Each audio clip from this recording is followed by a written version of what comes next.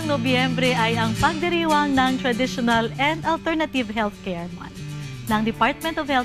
Kaya bilang pagkikisa po sa DOH, may kinalaman po dito ang ating pag-uusapan sa umagang ito. To know more about the traditional and alternative healthcare, let's watch this video. Kasabay ng mabilis na pag-usad ng panahon ay ang mabilis na pagtaas ng bilang ng mga tinatawag na lifestyle-related diseases, gaya ng cancer, cardiovascular diseases, at marami pang iba. Kaugnay nito, maraming alternatibong pamamaraan ang naipakilala sa publiko upang maiwasan at malunasan ang mga karamdamang ito, gaya ng traditional at alternative medicine. Kaya simula ng taong 1990, nagsimulang magkaroon ng interes ang mga dalubhasa sa tinatawag na traditional at alternative healthcare. Ito ay tinatawag ding integrative medicine, kung saan ang treatment protocol ay nakafocus sa pagpapalakas ng katawan o overall health. Subalit dahil nga naging popular ang practice na ito, kabi-kabila ang mga lumalabas na alternative medicine practices. Dahil dito, kinakailangan natin ng tamang gabay kaugnay ng pagtangkilik sa uri ng healthcare na ito. Kaya ngayong umaga, ating alamin ang mga mahalagang impormasyon kaugnay ng traditional at alternative healthcare mula sa mga expert, Doctors on TV. Ayan, so ang topic natin will be traditional and alternative healthcare. And to help us with our topic, meron tayong distinguished guest na she's a general practitioner and an integrative medicine specialist who's working right now at Biological Homeopathic Center in Olongapo City. She is Dr. Lady Ruby Tagulao. Good morning. Good morning. And of course, another very, very distinguished guest is one of the leading experts in traditional medicine and Chinese medicine in the Philippines. And currently, he is a clinical associate professor in the University of the Philippines College of Medicine and is a director of acupuncture services at the Medical City. Dr. Philip Nino Gatgatway. Gatgatway. Yeah. There's a nice story behind that.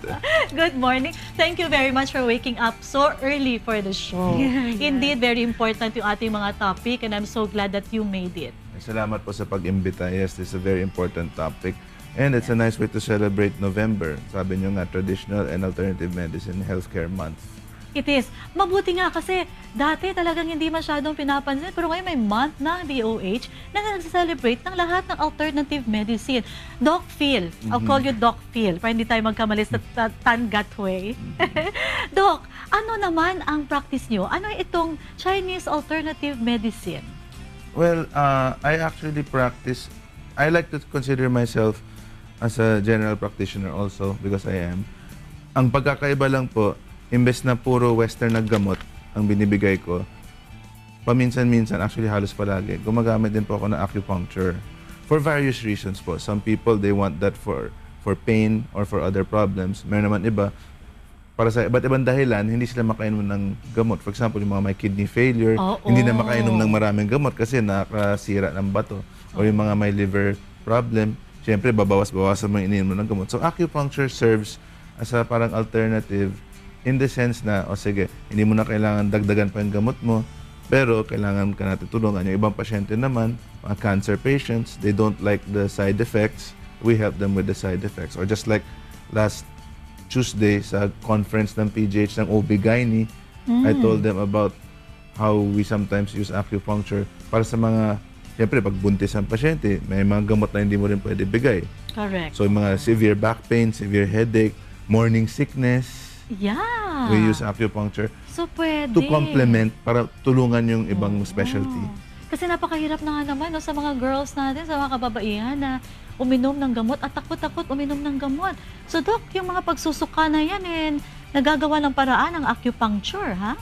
I had inpatients sa Medical City, yung mga tipong hindi nga sila makakain. Oh yeah. So sometimes ang objective, it's not so much na totally mawawala, pero at least mabawasan para makakain sila. That was So, my case, yeah. Oh, oh. That was my case when I was pregnant, actually. Sana pala dati na tayo magkakilala, Oo, no? nabawasan sana yung discomforts ko. Actually, even with the discomforts, I still had clinic then eh. But that was really, really very difficult. Anyway, punta naman tayo kay Doktora. Yung integrative napakahaba kasi na usapin yan, Dok, yung sa inyo, ano? Mamaya, i-discuss natin further. Doktora, we heard so much about integrative medicine. Doktora, how long have you been practicing? And what is this integrative medicine that you're practicing? Well, in integrative medicine, it's about 3 years now.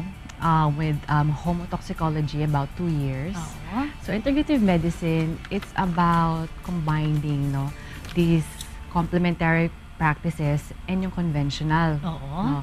So homotoxicology naman, from the word Homeotoxicology. Yes, homotoxicology. Homo is Yes. human, Human toxic, and yung mga toxic. toxins that affect people. So ology is the study. So it's the study of the toxins that affect humans. Therefore, if you remove the toxins, because we believe that if you remove these things that are not supposed to be in the body, and you give the body what it needs to heal, there's no purpose na hindi ka dapat gagaling. Dapat Yes. gumaling. Si Dr. Phil was talking about acupuncture. Doktora, paano naman yung practice nyo? How do you go about cleaning up the system Yes. or human body? So what, of course, number one dyan, I mean, you can have the best medicine. You can go to the best place, if, abroad or here in the Philippines, but it really starts from the diet. It really okay, starts. Ang laki nutrition. po ng impact, diet and lifestyle. As a holistic approach diet for in and pati nga emotions, that plays a part in everything. So, in homeopathy naman, I use these homeopathic remedies from Germany. So we have that here now in the Philippines. Why specifically Germany? Well, they're the ones who first started with Samuel it. Hahnemann. Yes, Samuel Hahnemann. They're the first started In the with it. 50s pa, no? Wow, wait. 1800s. Yes. Yeah, oo. Kasi with the nutraceuticals naman, nutraceuticals has been there for like more than 50 years, no? The thing about homeopathy is they have similar principles to other forms of so-called alternative medicine. Binanggit nga po ni Doktora, diet, lifestyle. All I see is different people, different cultures, iba ang paningin nila, iba ang pag-describe nila, pero pare-pareho nakikita natin. So, depending sa kultura, iba-iba rin yung pag-describe nila, kung paano nila nire-record. For example, Doktora mentioned diet and lifestyle. Actually, that's also a major part of traditional Chinese medicine. That's true. Yeah. The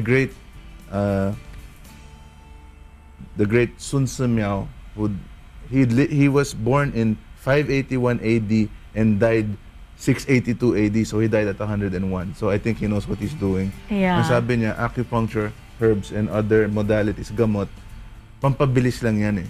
But para gumaling ka, kailangan baguhin nyo nga yung nangyari, kaya nagkasakit ka. So, he said, food, Yes. diet, lifestyle. For example, one patient, I would say, imbes na pabalik-balik ka na magpa-acupuncture ka para gumaling yung sakit mo sa balikat, baguhin mo yung position mo pag nagko-computer ka kasi ngayon naka-laptop ka.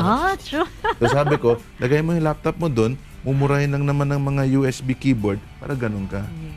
Even cell phones now. I've heard recently that usually cell phones, mag-i-intern ka dyan, Facebook, the weight of your head, if you do that constantly every day. Mas grabe. Diba, how big, maybe 20 pounds or something in your head? Imagine that weight on your shoulders. That's true. Every single time. So, Ganun. easy lang. Taas na lang. Oo. So, dapat paano yung posture? Or may yung uso din naman ngayon yung mga May parang stand. Yes. Okay. Lalo na ako, malaki ulo ko eh. Kaya So, mas mabigat? mabigat eh.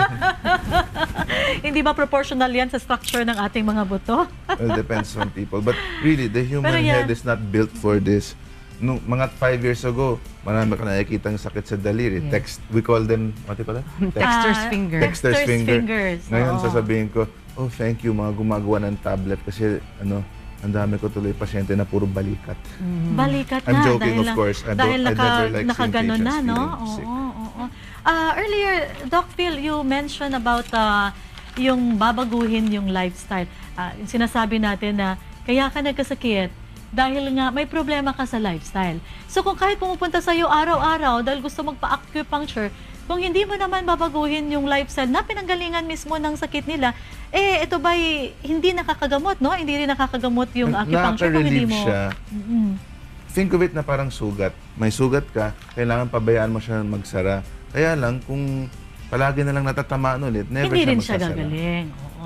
Kay doktora naman. But you will find relief. Already. So, even in Western medicine, we know this. That's why we tell people avoid stress. Huwag kang ma-stress, huwag kang ma-stress. The problem is, bilang pasyente, Doc, avoid stress. Sige nga, paano? Paano?